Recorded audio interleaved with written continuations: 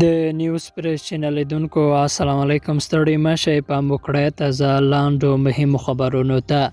بهرنیو چارو وزارت وايي د اسلامي همکاریو کنفرانس کې ټیټپوړي پلاوي ګډون کړی.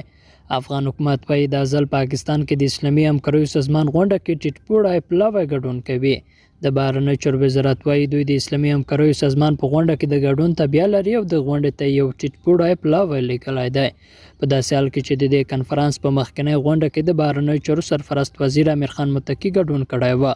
دا ځل د افغان پلاوي مشرتوب محمد اکبر اعظم کوي او پلاوی به د اسلامي همکاریو سازمان په غونډه کې وینا وکړي او له نړۍ سره به د ښو اړیکو پر لرلو ټینګار کوي. دغه غونډه نن او سبا په اسلام آباد کې جوړیږي چې مهمه اجنډا یې افغانستان دی او پاکستاني او امریکایي لوري د افغانستان پر بشري وضعیت خبرې کړې دي.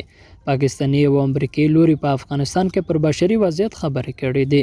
د پاکستاني رسنیو د راپورونو له مخې د پاکستان د ملي امنیت سلاکار محیط یوسف د امریکا د بشري برخې له چارواکو سره کتلې او پر بیلو مسایلو خبرې کړې دي.